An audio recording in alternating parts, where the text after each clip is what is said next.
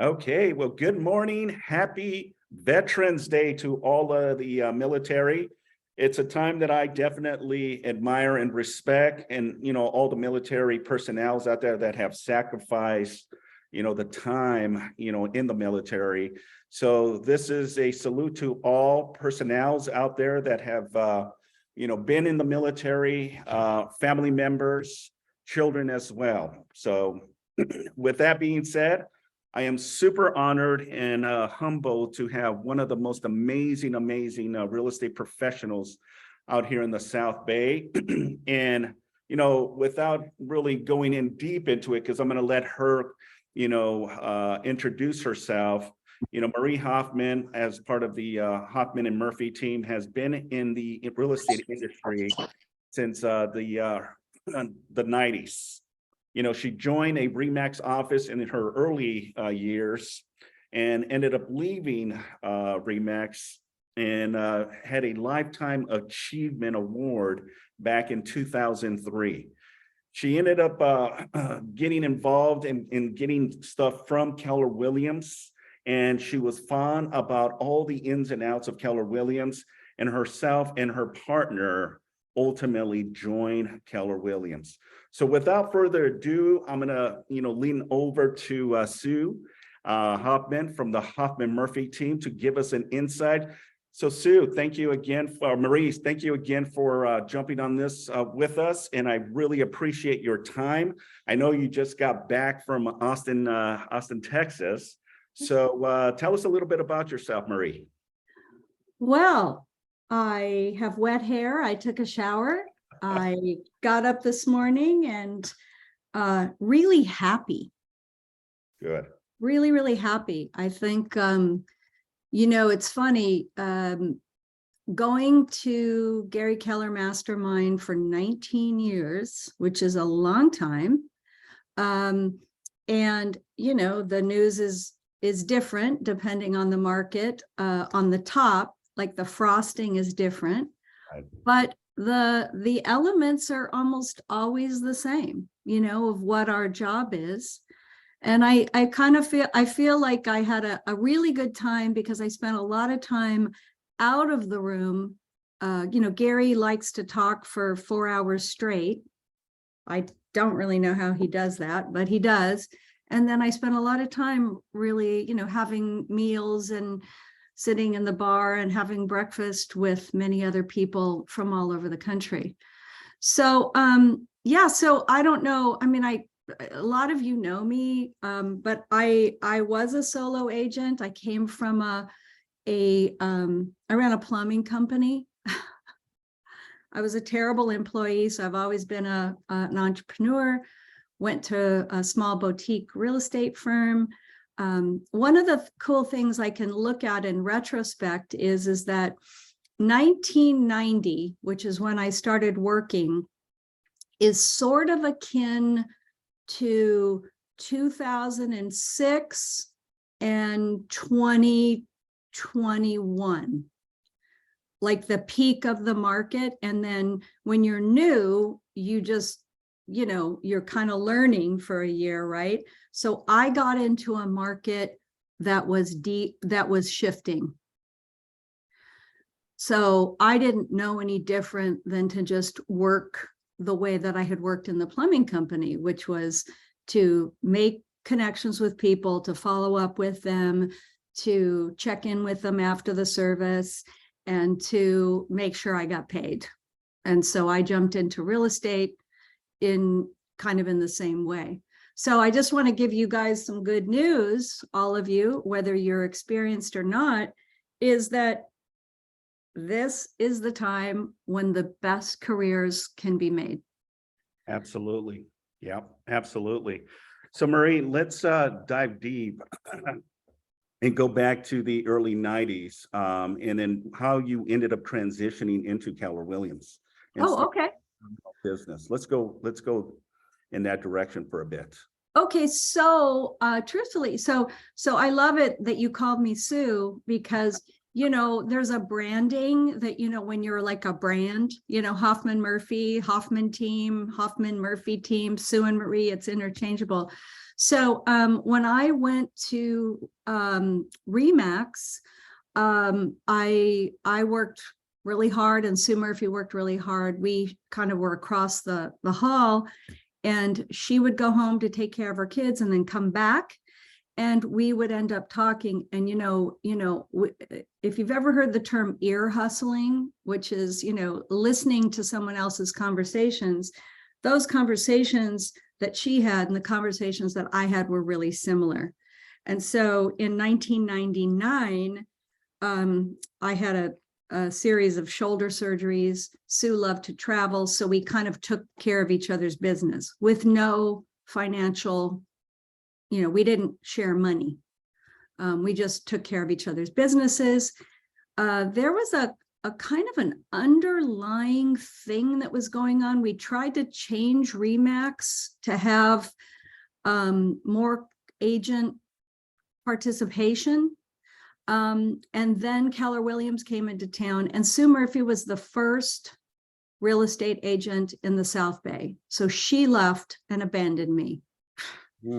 So then one of the first Red Book classes was in Austin in 2000 and late 2003, 2004. So I had the privilege of going to Austin.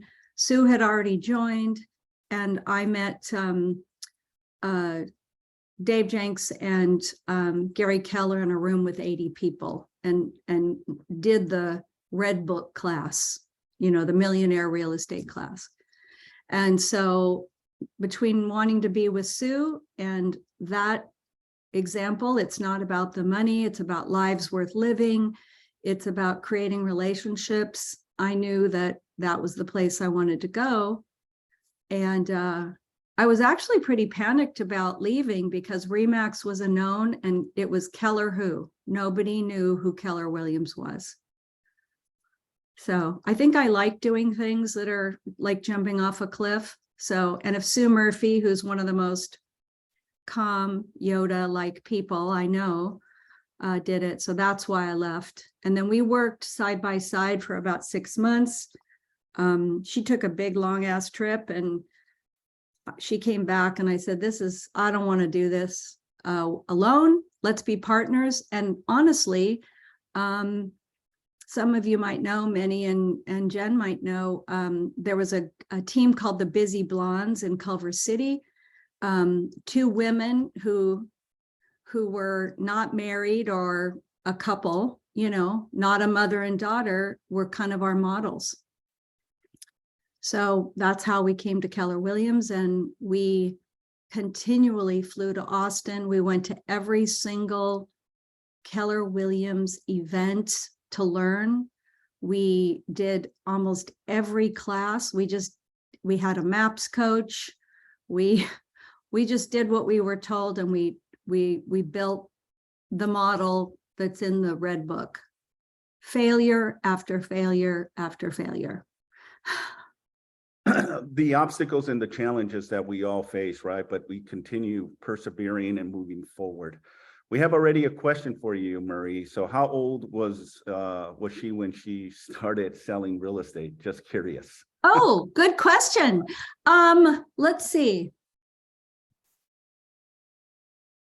32. 32. All right. 32. Yes. I was born in 1958, 1990. I think that's 32, right? Yeah, I think so. The arithmetic seems to be, 32. Okay. Yeah, but you guys, I sold 1 house the first year. Come on.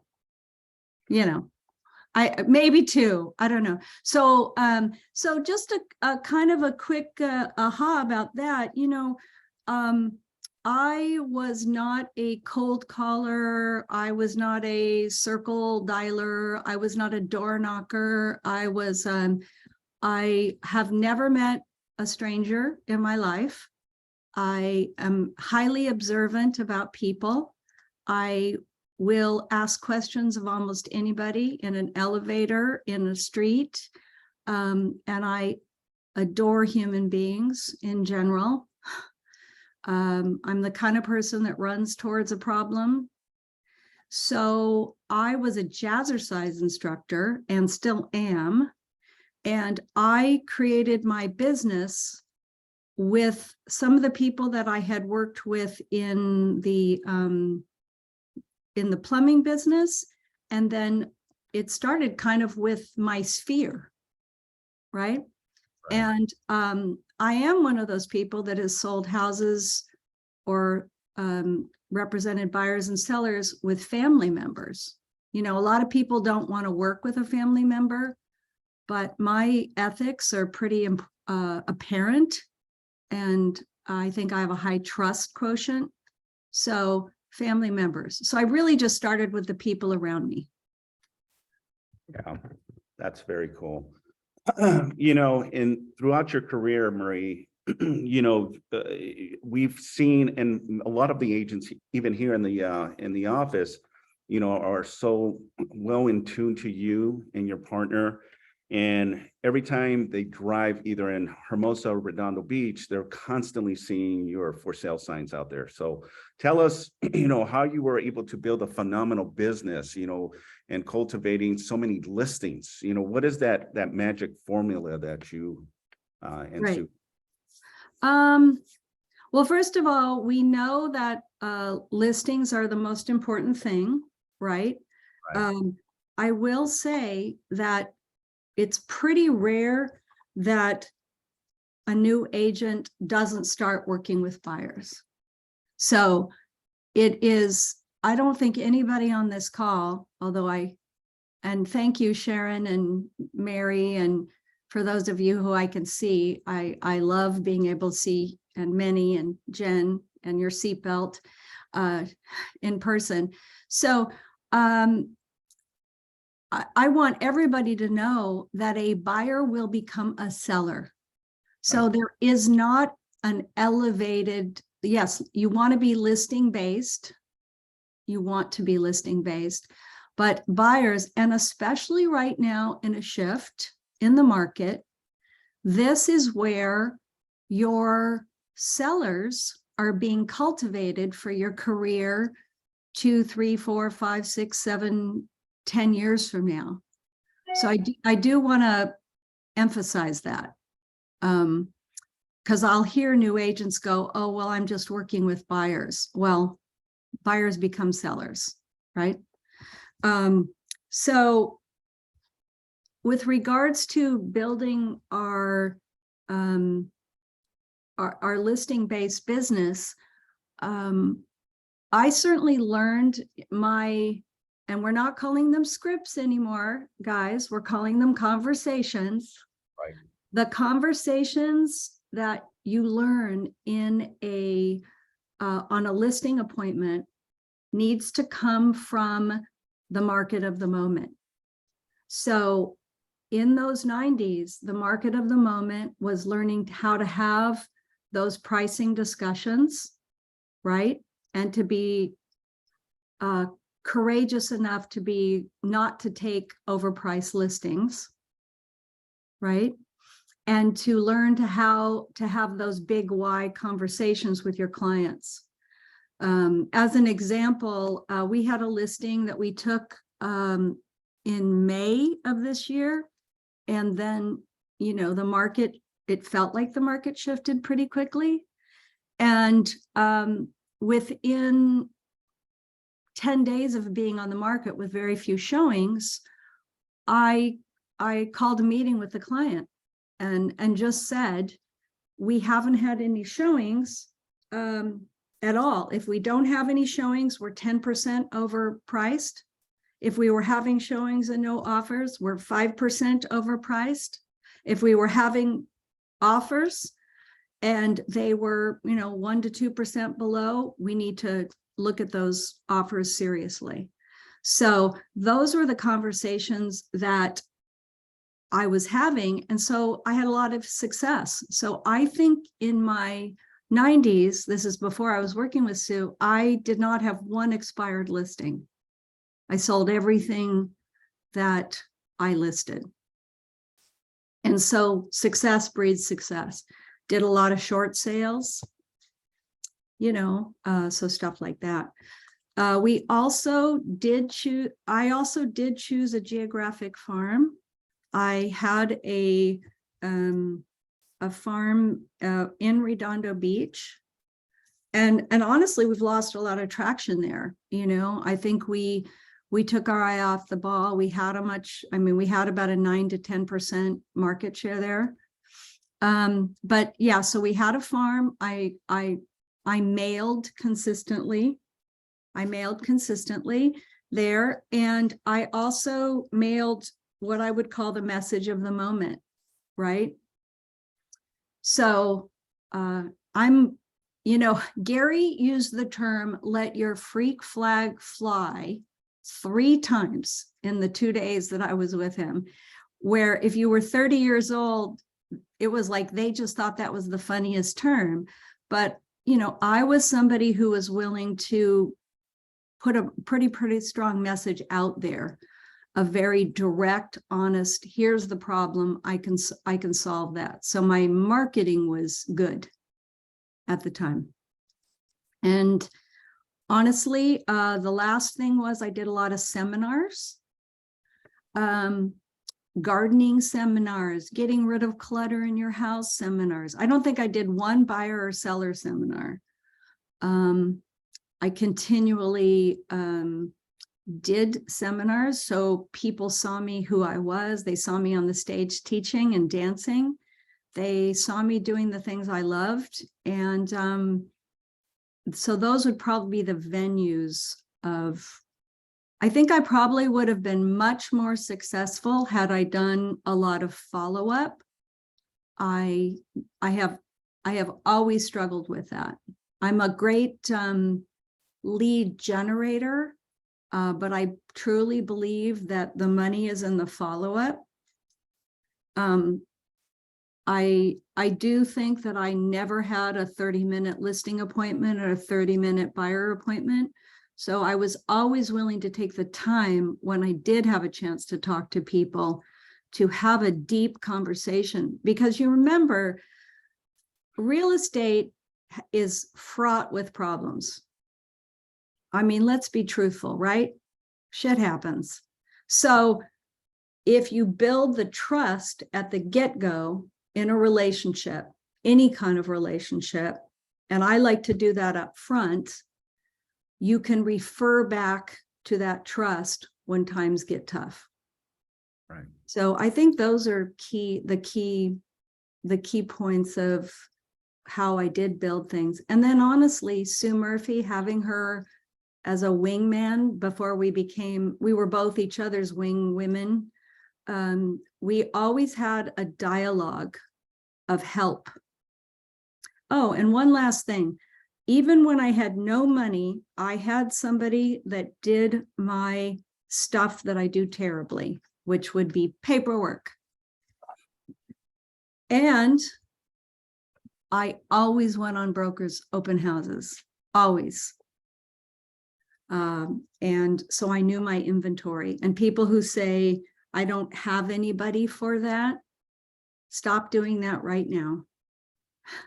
Go to brokers' open houses. You can't sell something you haven't seen. And I promise you, a week from now, whatever house you saw will either be a reference point for another house you saw, or you will meet somebody who wants to buy a North Torrance single family home. God love you if you find someone who wants to buy a $10 million Strand property.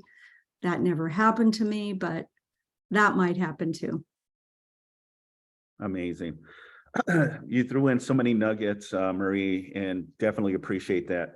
So how do you stay consistent year after year and do the volume of business? Can you share a little bit about that and, some of the models and systems that you use in order to, catapult and scale your business?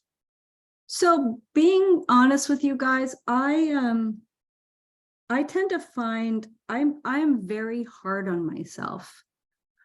So my first reaction, even before all that comes out of your mouth, is I don't want anybody to get this idea that we are so badass that we do everything right. This has been a struggling year for our team, for myself.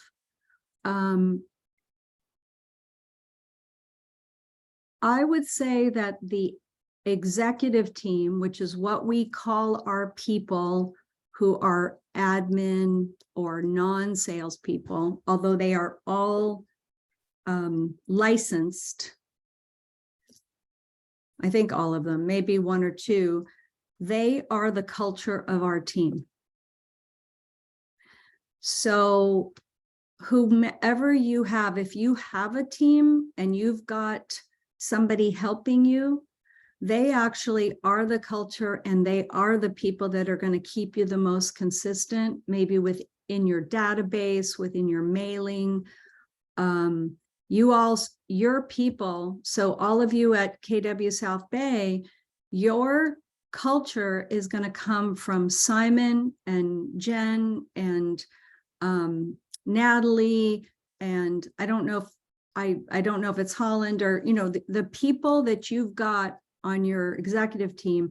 Those are the people that are going to keep you consistent. They're going to offer you the opportunities to go to classes, so that learning, your 411s, your training. So that's really who keeps us consistent. And then I'm a little bit of a unicorn. I'm more of a lead generator when I'm not in the office.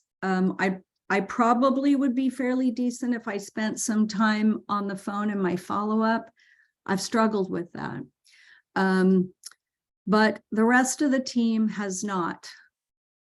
So I've surrounded myself with people that do that, the consistency.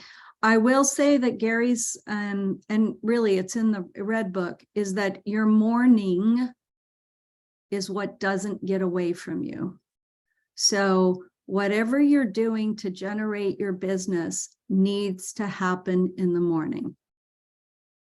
And it should start with prayer and meditation, or a walk, whatever that thing is, a meal. For me, it's walking out in my garden and walking on the Esplanade or teaching a jazzercise class. And then your calls, your follow-up. Do not schedule your inspections and your follow-up. I mean, have a time for follow-up. Monday mornings, we follow up. We don't do a lot of, outgoing calls, but grabbing your morning is really key. 100%. Marie, yesterday when Gary and Mark King were both speaking, Mark said something very interesting, something to what you were saying. He said, wake up, dress up, and show up. Yeah. Definitely the times are changing, with the market. And this is where you definitely have to double down, anchor, and do the necessary activities, right? And the transparency that all of us have is to, wake up and show up and dress up, and let's do this, and the importance of what we do to cater to our clients, right? And this is, why you've been so consistent in your business, and this amazing Hoffman Murphy team that you were able to build. So tell us a little bit of that. How did that all kind of, because it's like similar to the Red Book, the Millionaire Real Estate book. Well, one thing I wanted to say, I mean, I had, I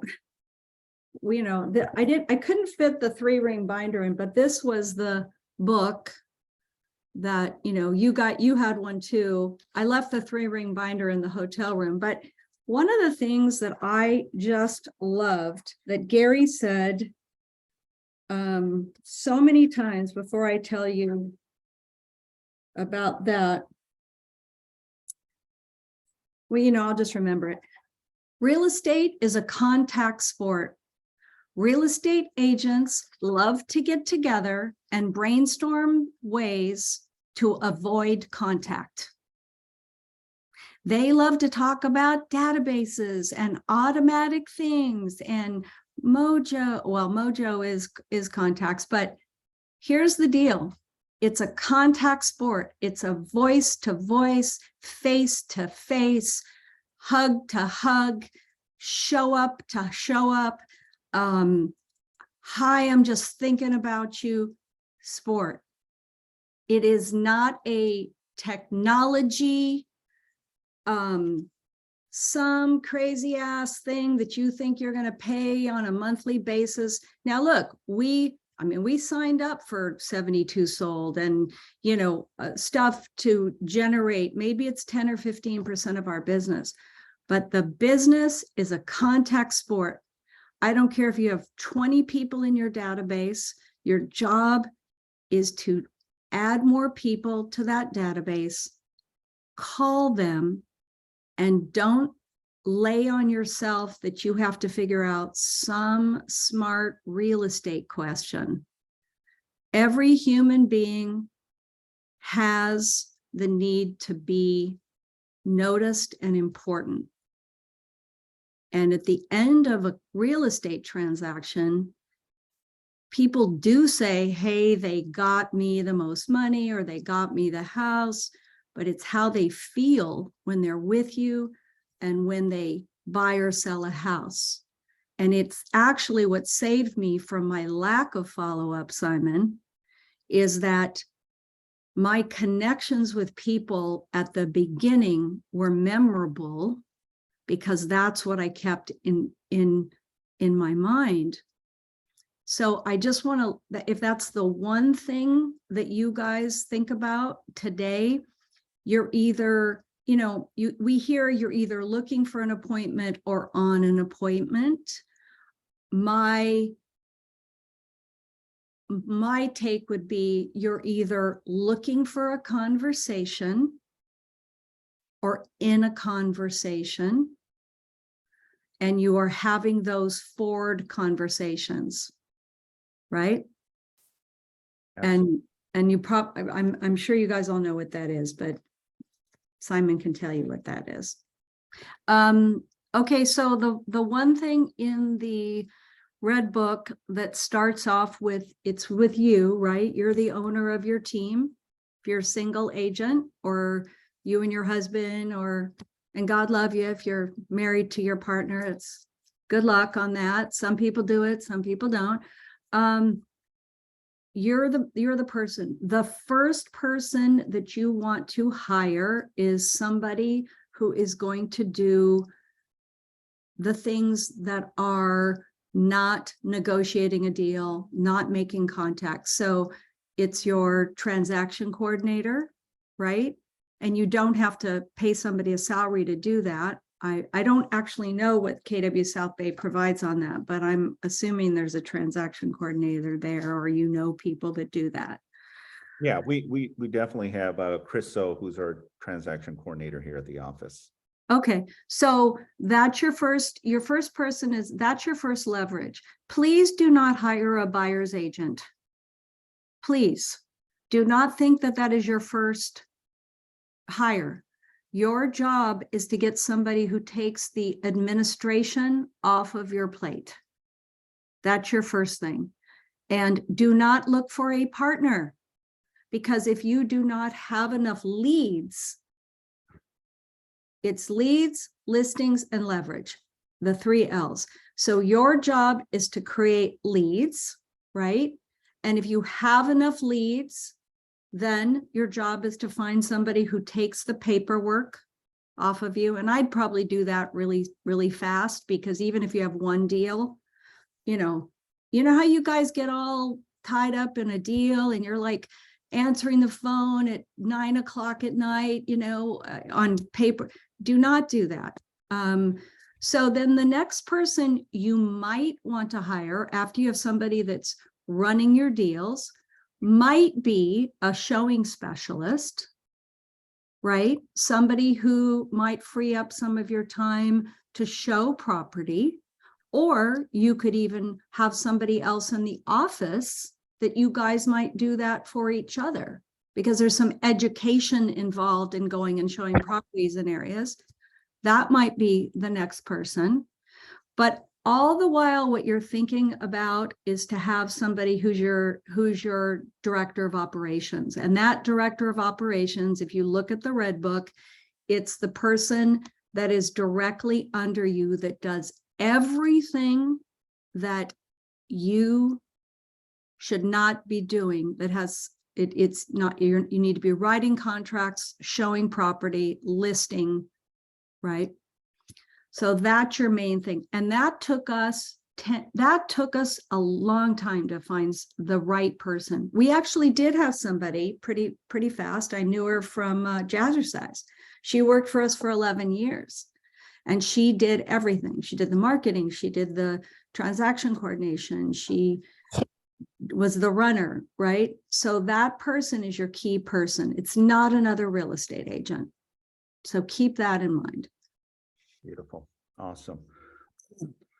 Well, I'm going to go ahead and open it up with any questions, Marie, for you. Can you believe it? It's already 8:30. So I know there was a couple questions on the chat. So thank you. Love that you found your niche. Very important for agents to establish. Absolutely right. You know, we always talk about this, and I know it's a constant reminder to all the agents. Find that niche, find that thing that, you know, builds that traction, right? And momentum that you're getting buyers, that you're getting sellers, and those opportunities. Like you mentioned, it's a contact sport, right? If you're connecting with people, one is bound to be that buyer or that seller. Right. So it's a quick reminder, the importance, and more so now than ever, right? As we close out the year, and now we start looking at 2023. I'd love to hear what one thing that you guys, I was just paging through, it's really, I'm embarrassed to say I barely know anybody here, which is not a good thing on my part, but yeah. So what are you guys, what's the one thing that if you were to do it would make the difference for your 2023 year to be good, to be fabulous? I guess I'll be brave and go first. Awesome. I think honestly, you really spoke to me when it came to this last piece, this administrative assistant, this director of operations. I've been chasing my tail. I spent the last few days running to Home Depot and getting a cleaning crew in and getting the electrician in and and the staging, and all that time should have been spent lead generating. Mhm. And I really am afraid that I'm not going to find, like, where do I even start? What am I asking them to do? What is the job description? I like literally pulled out my Red Book while you were talking, and I'm going through here and I'm like, where is the section about director of operations? Where do I figure out what the job description is? How do I hire this person? Because getting that person on my team or with me would make a world of difference. I really think that I could double, maybe even triple my production next year if I had that person. I was looking to see who it was. Is that Leslie? Was that you? Yes, that's me, Leslie. I'm sorry. I'm with KWLA Harbor. Oh, okay. Hi, Leslie. I was looking for a face, but I see you. I see your picture. Leslie, do you have enough leads? Mhm. Do I You have enough leads? Are you going on? Do you feel like you have enough business? Do you have enough leads and listing appointments to go on and buyer consults to do? I think I could always do more. Absolutely, I could do more. But okay. So, because that's your main focus, right? That should be my main focus. Okay. I mean, it's, and only you can know that. I mean, one of the things that we do, and I think, how they have a schedule, a magic schedule. So real estate agents tend to be like this. They'll get somebody on the phone who wants to meet with them, and they'll say, what time, when can we get together?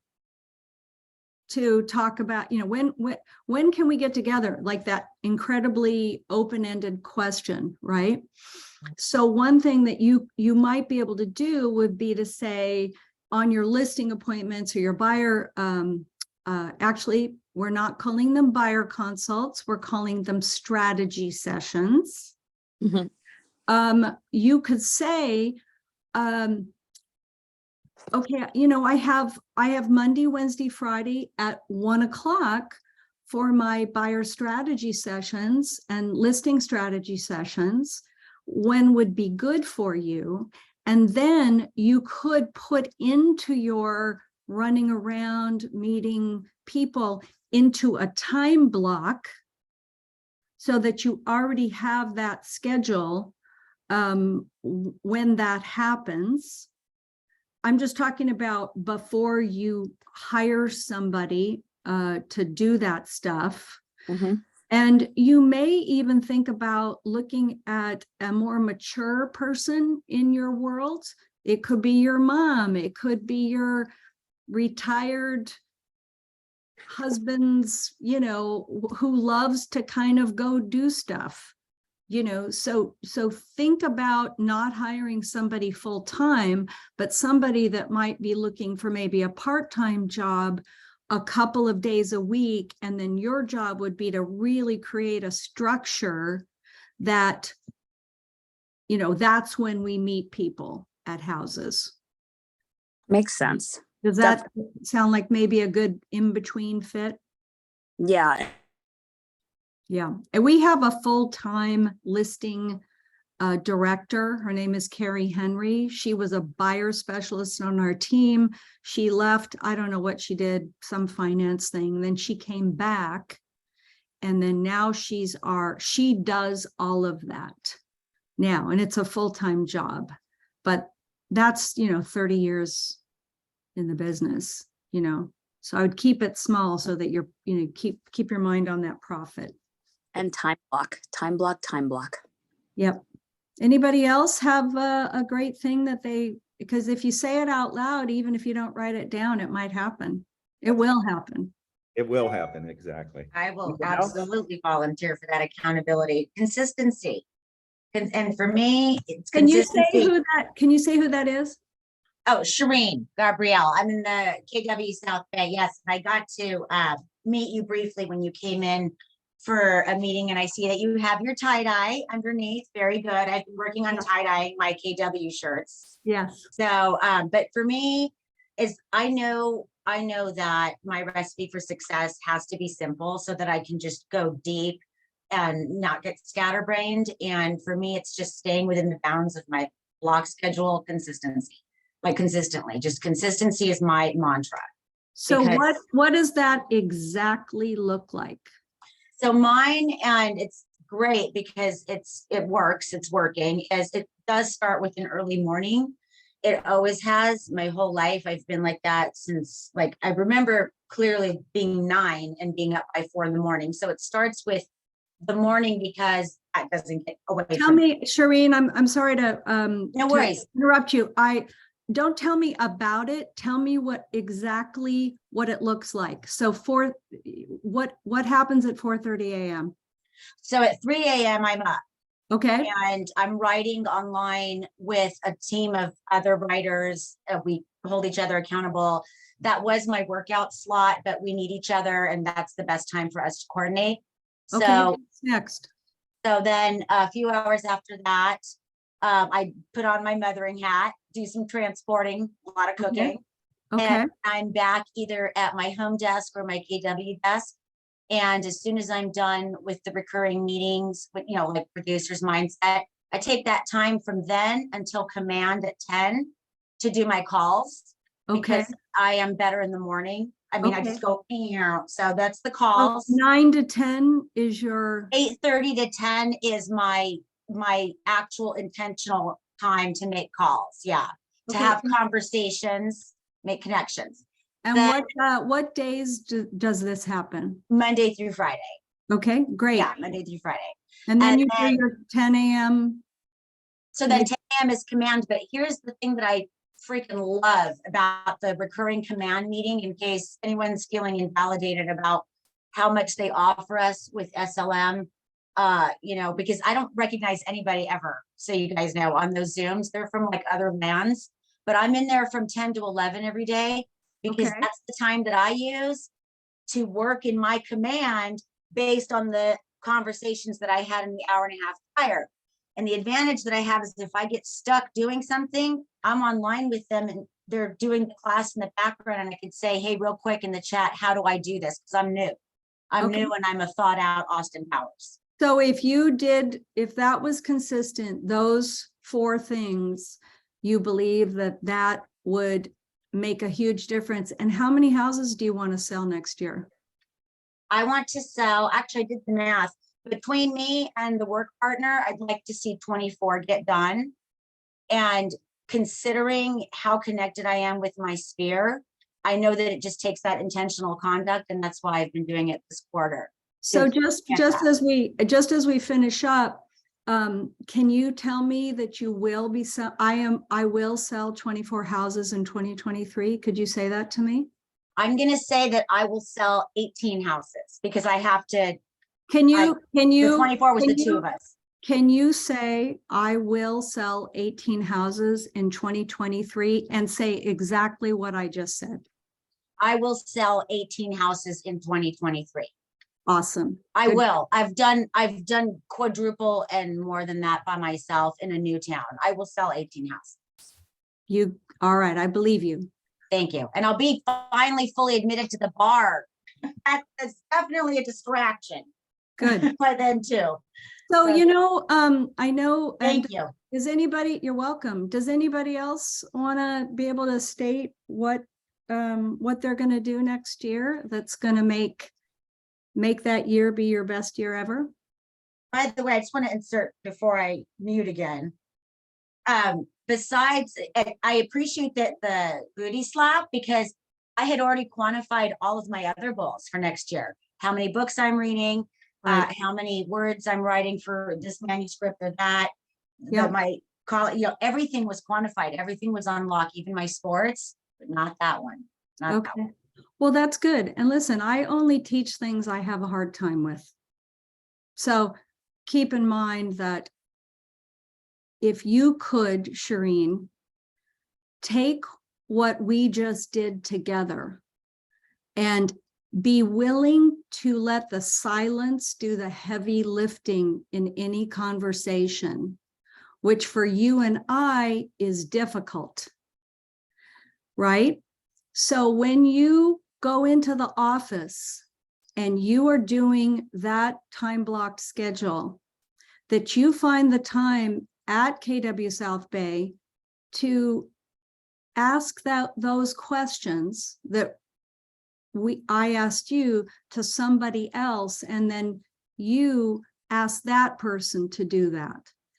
And that it's a question and quiet, and then a response, and what those answers, they need to be so damn simple and clear.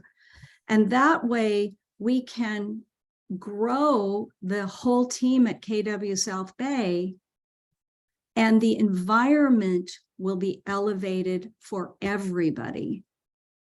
There's a difference between being in a place where people are on task and on focus, because I do better when I'm helping other people and I'm leading by example. It's just my nature. So, well, That's why I moved across the street, guys. That's why I moved over there. They're busy. Cool. So anybody else? We have Nina. Nina, hey, thank you. Thank you. Good morning. I'm Nina Alexander with South Bay office, and I am planning, I will be signed with 5 sports agencies in 2023. I'm looking for you, Nina. I am such a face-to-face person. Are you on camera or not? I'm driving, so I am Okay. not. Okay. Yeah. Okay, good. So can you say that again? In Wait. 2023, I will be signed with 5 sports agencies. Okay. And can you tell me what that means? So what that means is I was actually, when they had brought on the KWSC sports division, in December of last year, I was one of the ones chosen in that first round. Okay, And so what that means is, basically we're representing celebrities, athletes. I've already, represented one NFL athlete. I'm working with another. okay. So my plan now is to officially sign with 5 sports agents. And then, And can I ask you a question about that? absolutely. So what is there a very specific thing that you need to do to get 5 people to sign with you? Yes. What is There's a few things. And I've already got that in place. Setting up appointments, building rapport, building the relationship. I've got a couple of NFL athletes that I'm really good friends with. So they're actually talking to their sports agents. Just had a phone call yesterday with a knee replacement for a lot of athletes. He's getting me in touch with one of his sports agents. I have an appointment set up in December with another one. So yeah. I'm gonna pull you back a little here. So it appears to me that it's a follow-up. You've planted some seeds, you need to continue plant those seeds. And that looks like a follow-up plan with the people that you've already planted those seeds with? Yes. I mean, Okay. the one in December, I already had a call with a couple of weeks ago. So we're having a in-person meeting. And Right. then the athlete that I just sold the home for a couple of weeks ago, I'm going to be meeting his sports agent Great. the first quarter of next year. Awesome. And do you have any of those appointments in your calendar? I do. Good, great. Sounds like you're on your way. Thank you. Thank you for the call. It was very inspirational. I've heard a lot about you. So I really appreciate you taking the time. You're very welcome. It's one of my favorite things to do. Awesome. Thank you, Nina. Okay, anyone else before we call the session here? Awesome. I have an odd thing to mention that I was actually waiting to see Marie Hoffman again. And Annalisa knows about this weird thing, but Marie, I recall you having an affinity for firearms. I believe you used to hike with your dad, or you talked about guns. Do you go shoot guns at all? You know, I cannot imagine anything more different than what I would do. That's funny because I was told that you are a gun girl and there's a group of lawyers that were getting together to go shoot guns, but it's for girls. And so I was like, okay, we all want to hold each other Yeah, accountable. you were like, hey girl, hey, listen, I am a vegetarian, non-hunting person. I do believe, because I believe that if you do use a gun, you should be very well trained. I remember my husband, who was Black, we drove in across the line, the state line. This is 25 years ago. A white police officer pulled us over. They searched the car. He had a gun in the car, unbeknownst to me. Oh. And unbeknownst to me, I had no idea. And he was your husband. Yes. So if you've ever seen the movie Green Book, okay, the Green Book is if you were a person of color and you were going to be driving, I don't care if you were Little Richard or, Miles Davis, if you were going to come into the South, you were not allowed to drink at a drinking fountain, sleep in a hotel that a white musician or anybody, we had a segregated military. This is the time.